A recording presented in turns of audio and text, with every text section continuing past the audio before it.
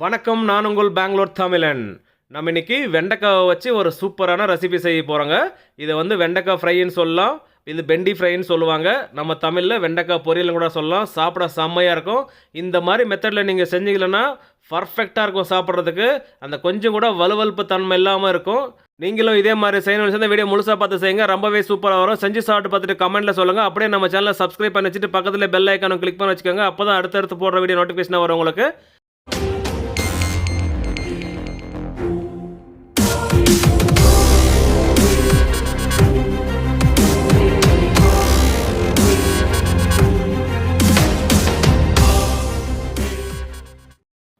நம்ம இன்றைக்கி வெண்டைக்காவை வச்சு ஒரு சூப்பரான பொரியல் செய்ய போகிறோம். நம்ம கல்யாணத்தில் ஃபங்க்ஷன்லலாம் சாப்பிட்ருப்போம்.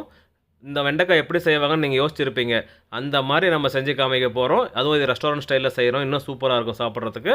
நம்ம எதுக்காக எடுத்துருக்கிறது 5 கிலோ வெண்டைக்காய் எடுத்திருக்கோம். ஒரு பக்கம் ஆயில் சூடு வச்சுருக்கோம். ஆயிலில் சூடேறி வந்துட்டுருக்கு. இப்போ அந்த ஆயிலில் இந்த வெண்டைக்காவை எடுத்து போட்டு ஃப்ரை பண்ணி எடுத்துக்கலாங்க. நம்ம எடுத்துக்கிற 5 கிலோ வெண்டைக்காவை ஒரு 6 பேட்சை போட்டு ஃப்ரை பண்ணி எடுத்துக்க போகிறோம். முழுசாக வீடியோ பார்த்துட்டு வாங்க, அப்போ தான் உங்களுக்கு புரியும். இந்த வெண்டைக்காய் இந்த மாதிரி செய்கிறப்போ அந்த வலுவலுப்பு தன்மை இல்லாமல் இருக்கும். நிறைய பேர் அந்த வலுவலுப்பு தன்மைனால அவாய்ட் பண்ணிடுறாங்க. கண்டிப்பாக இது உடம்புக்கு சேர்த்துக்கணுங்க. ரொம்ப நல்ல ஒரு வெஜிடபிளுங்க இது. இந்த மாதிரி செய்யுங்க. வீட்டில் இருக்கிறவங்க எல்லாருமே விரும்பி சாப்பிடுவாங்க. அந்த அளவுக்கு டேஸ்ட்டாக இருக்கும். இந்த வெண்டைக்காய் நம்ம ஃபுல்லாக ஃப்ரை பண்ண போகிறதில்ல, ஆஃப் ஃப்ரை தான் பண்ண போகிறோம். உங்களுக்கு வேணும்னா ஃபுல் ஃப்ரை கூட பண்ணிக்குவாங்க. நம்ம ஆஃப் ஃப்ரை தான் பண்ணுறோம். இப்போ இந்த மாதிரி மிக்ஸ் பண்ணி விடலாங்க. நல்லா கலர் மாதிரி வந்துடும். ஓரளவுக்கு கலர் மாறும், அது உங்களுக்கு தெரியும். நம்ம எந்த மாதிரி பதத்தில் எடுக்கிறன்றதை பார்த்து தெரிஞ்சுக்கோங்க. அதே மாதிரி செய்யுங்க, சூப்பராக வரும். அப்படி இல்லை உங்களுக்கு இன்னும் நல்லா ப்ரௌன் ஆகணும்னு நினச்சிங்கன்னா கொஞ்சம் ப்ரௌன் ஆனதுக்கப்புறம் எடுத்துக்கோங்க. இப்போ இந்த அளவுக்கு வந்தாவே போதும். இப்போ இது ரெடி ஆகிடுச்சுங்க, எடுத்துடலாம். இதே மாதிரி மீதி இருக்கிறதெல்லாம் செஞ்சு எடுத்துக்கலாம். அதுக்கப்புறம் அடுத்த ப்ராசஸ் என்னென்னு பார்க்கலாம் வாங்க. நம்ம எடுத்திருந்த 5 கிலோ வெண்டைக்காவும் ஆயிலில் ஃப்ரை பண்ணி எடுத்தாச்சுங்க. இப்போ அடுத்ததாக ஒரு லெகன் வச்சுருக்கோம். அதில் 100 ml ஆயில் ஊற்றிருக்கோம்.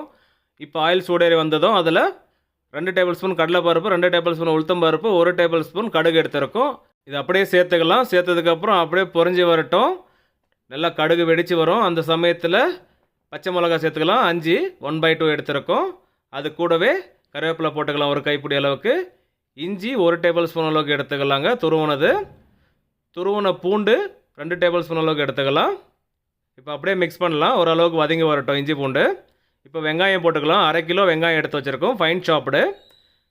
இப்போ வெங்காயம் சேர்த்துக்கார் அப்படியே நல்லா மிக்ஸ் பண்ணி விடலாங்க. வெங்காயம் அதிகமாக வதங்கணுன்ட்டு இல்லை, ஓரளவுக்கு வதங்கினாவே போதும். கொஞ்சம் அந்த கிறிஸ்பினஸ் வந்தாவே போதும், ப்ரௌன் ஆக வேண்டாம். இப்போ ஆனியன் ஓரளவுக்கு வதங்கி வந்துடுச்சு. இந்த சமயத்தில் நம்ம ஃப்ரை பண்ணி வச்சுருக்கிற வெண்டைக்காவை இதில் சேர்த்துக்கலாம். முழுசாக சேர்த்துட்டு அப்படியே மிக்ஸ் பண்ண ஆரம்பிக்கலாம். அதிக நேரம் வதக்கணுன்ட்டு அவசியம் இல்லை, ஏன்னா நம்ம ஆயிலில் ஃப்ரை பண்ணி எடுத்துருக்கோம். இப்போ மசாலா சேர்த்துக்கலாம். மிளகாய் தூள் எடுத்துருக்கோம், காரத்துக்காக நம்ம ஒரு 2 டேபிள் ஸ்பூன் அளவுக்கு எடுத்துருக்கோம். இது கூடவே மஞ்சத்தூள் 1 டீஸ்பூன் அளவுக்கு எடுத்துக்கலாம். மல்லித்தூள் போட்டுக்கலாம் 1/2 டேபிள் ஸ்பூன் அளவுக்கு. கடைசியாக சேர்த்துக்கிறது சீரகத்தூள் சேர்த்துக்கலாம். அது 1 டீஸ்பூன் அளவுக்கு போதுங்க. இப்போ தேவையான அளவு உப்பு சேர்த்துக்கலாம். நான் உப்போட அளவும் சொல்கிறவங்களுக்கு டேஸ்ட் பார்த்து சேர்த்துக்கோங்க. நம்ம ஒரு 2 டேபிள் ஸ்பூன் அளவுக்கு எடுத்துருக்கோம். நீங்கள் டேஸ்ட்டுக்கு தகுந்த மாதிரி நீங்கள் சேர்த்துக்கோங்க. இப்போ அப்படியே மிக்ஸ் பண்ண ஆரம்பிக்கலாங்க. நம்ம சேர்த்துக்கிற இந்த மசாலா எல்லா வெண்டைக்காயிலும் போய் சேர்கிற அளவுக்கு நம்ம மிக்ஸ் பண்ணணும். அப்போ தான் நல்லாயிருக்கும். நம்ம எப்படி செய்கிறோமோ அதே மாதிரி செய்யுங்க. ஒரு பர்ஃபெக்டான வெண்டைக்காய் ஃப்ரை செய்வீங்க நீங்கள்.